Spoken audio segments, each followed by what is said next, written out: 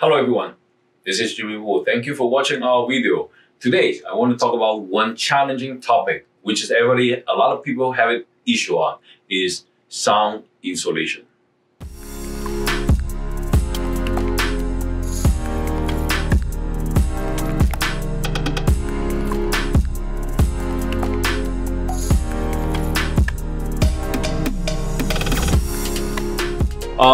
Regarding this, there's a lot of a common problem that a lot of homeowners, when we design a house or when they build a house or even they live in current house, existing house, they will head into this problem is sound issue. In old time when they have a single wall house, between the room to room is only one board. Basically, that is no sound.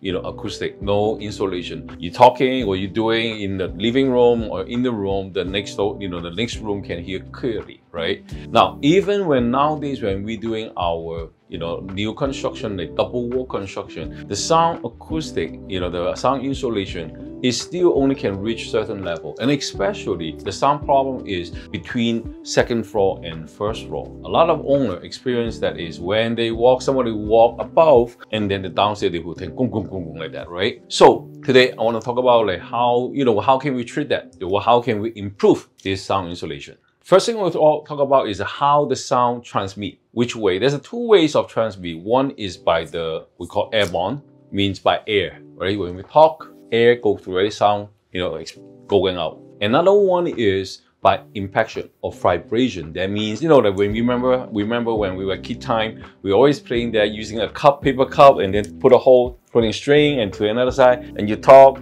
and the other side would listen, right? We can hear very clear. But sound transmitted through the string by the vibration. So that is the second way, means by impact. So vibration and impact. Now, same again, when we have a house between wall, when we talk, there is some sound hitting the wall. And also some sound when hitting the wall, the vibration, touching the wall, and it vibrate and transmit it between wall and go to the another side. So that's why if you get less, more skinnier, thinner wall, there's more sound can go through. Same as a floor. A floor have another situation. When we do floor framing, okay, when we have floor framing like this, in between the empty space, after we put the floor deck and the chipboard below, it makes it like a drum. Actually, just like how we play ukulele or guitar, right? When you strum and then you see the sound, there's a sound box. So that's when we have old time when they bring some floor framing without any treatment. Then when people walk, even you walk very light and you still have this sound can go through. Today, I want to explain there's several ways to reduce or to implement about sound insulation. Now, number one, easy way is reduce the airspace. In between when we do a wall or when we do a floor, those in between the stud or floor joist cavity, we can fill with like fiberglass insulation, those thermal insulation, or the called the mineral, insulation. Or even some people can do spray foam. Now the purpose is you fill up the gap, fill up the airspace. Just like, again, like a guitar. Imagine if you put stuff inside that sound box, and then when you strum, there's no more sound because sound doesn't have the echo, this cannot make the sound, right? So there's one way, very important, is that will block about majority of the airborne sound, means the sound transmitting by air. Okay, so infill it, fill up the space. Okay, that is one very efficient way, especially onto the wall. Okay, to wall insulation. Now, second one is the hard one to block or to insulate is the impact one, the vibration sound, through the wall or through the floor. Okay, floor, second floor to the first floor. Now, we have two ways to do is reduce the vibration. Now, how do we reduce the vibration? When we have one floor joist, actually floor joist, imagine it again like a guitar, like a string of a guitar or ukulele. The longer the strings, when you strum, it get more amplitude, right? The amplitude can swing, right? When the vibration, the amplitude get more, right? If longer one, right, you get more bigger one. So you get more vibration. And then when you're getting shorter, then the vibration become less, right? So the one way to do is reduce the sound transmission. Okay, when we design, you can cut it, make it smaller joists, shorter span of floor joists. So when you have a small joist, shorter joist, then the vibration happen will be much less. And now if you do have a long joist, and what you can do is you can add more blocking. Typical ways is we put blocking in between floor joists is 8 feet on center. Okay, that's how the industry is. Now, but if you want to improve that, okay, we want to improve the sound acoustic insulation, you can do it 4 feet on center. So because the same effect when you have a string,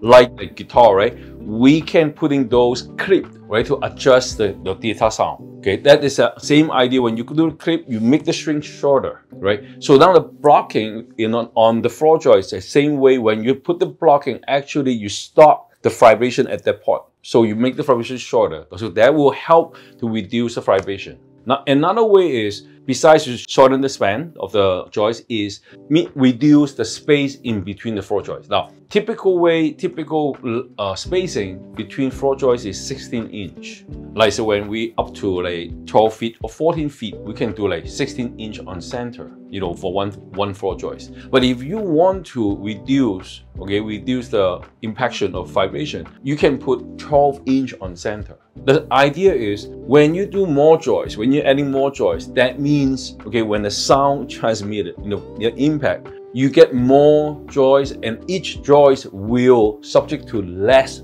impact noise, right? Because it's distributed to the floor. So each joist, if the impaction or the vibration is getting less, then the way the vibration getting less too, then the sound transmit getting less also. Right? Okay. So this is how we reduce from the framing, reduce the vibration. Now, the third way is absorb the vibration. For absorbing vibration, there's one way for a wall. Okay, we're doing wall is when we have a wood stud, right? Usually we put two sides is gypsum board. Now, if you want to increase, the absorption of the sound, instead of regular gypsum board, you can put so-called acoustic drywall. This drywall, the density is higher, so when it can have more mass to absorb the sound wave and the vibration. We know that, right? If you're facing a concrete wall, solid concrete wall, right, and you try to talk, you know that the concrete wall have very good sound insulation. The sound hardly can pass through it, because one way to absorb the sound, the energy, is the mass. If you get bigger mass, more stronger mass, bigger mass, you absorb more sound, because sound is energy. So the sound, the mass of the wall mass itself can absorb sound. So if you get higher density of the mass or the material, it can absorb more sounds too. So instead of chipboard, you can put both sides, put acoustic drywall. Sure, acoustic drywall is more expensive too. Okay, so you got to see where you want to put. And then also, even for wall finish, people now we have some acoustic panel. So-called acoustic panel, like decorative panel. If you go on Amazon, Temu, if you search acoustic panel, there's a lot of this type of panel. They have like soft material, so you can put it on the wall, and as decorate one it works as a decoration and also can absorb sound. In the wall, because we also have facing the issue is because of bouncing. Inside a room, when we talk, we always get the sound bouncing, right? So if you have an acoustic panel, it will help reduce this kind of bouncing too, this kind of echo. Just like people, when you're in the bathroom, right, in the toilet, when you speak on the phone, people can tell, oh, are you in the bathroom? Because all the echo, because in a bathroom, everything is a hard surface, right? Tile, chipboard, ceiling, the shower or tub is all hard surface. So when you talk, it's a lot of echo, bouncing back. Even when you go into an empty room, sometimes you remember when you go to viewing a new space for rental or buying a seat, when you walk in, when you go talk, you hear that as a sound, bounce back too, right? But after you put all the furniture, after you move in, get bed and say you feel it, all this sound's gone, because all the furniture you put is a mass, it absorbs the sound, absorb the energy. Okay, so again, to the wall, if you want to getting better sound insulation, you can do wall panel. Okay, wall panel can absorb a lot of sound energy. And then for the floor, we can also do floor panel. What is that? Carpet. If you do the whole floor carpet, above your hardwood flooring, right? You can just put carpet. Carpet will help absorb a lot of sound. And then also you can put underlayment. Underlayment is like when you do the new construction, you will put like almost like like those underlayment pad of the hardwood flooring, or the material like we call acoustic block. It's like almost like a mouse pad material. It's a soft enough, and then you put between the floor finish and the deck, so that it helps to absorb the sound, the vibration. Or some people will do is on the other side, do it underneath the floor framing, You know, but if they screw the acoustic pad first, then they screw the drywall. So that will also help absorb vibration. And also there's another product we call resilient channel or resilient clip. Now that clip you can put it on wall, or we put it on wall or under the floor framing. But it's like they have like cushion and with the screw, and then you screw that to the joist, you know, floor joist, and then that clip, then you can put head channel on that. Put a head channel on that, and then with the head channel, then you can screw drywall. So that kind of resilient clip, it used to be this product coming out is kind of expensive now, but it's more affordable price. And then after you install the clip, because like I say, between the clip, there's like one cushion, soft plastic cushion,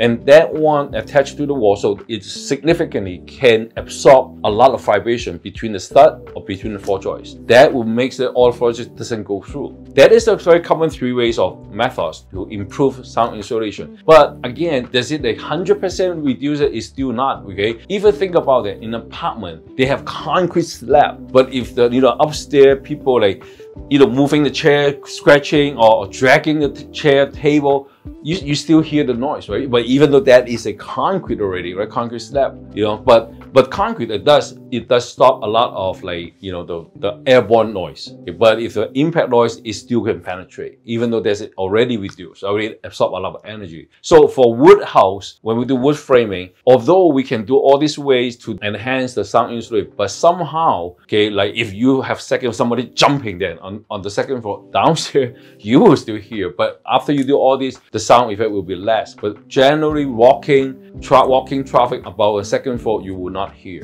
So hopefully then it will help you on the next project. Now, if you have any question, welcome to email me or leave us comment. Again, my name is Jimmy Wu. I'm from Prowork Pacific, your licensed architect. Give us a like and don't forget to subscribe us, share this with your friend, and leave us a comment. Thank you very much.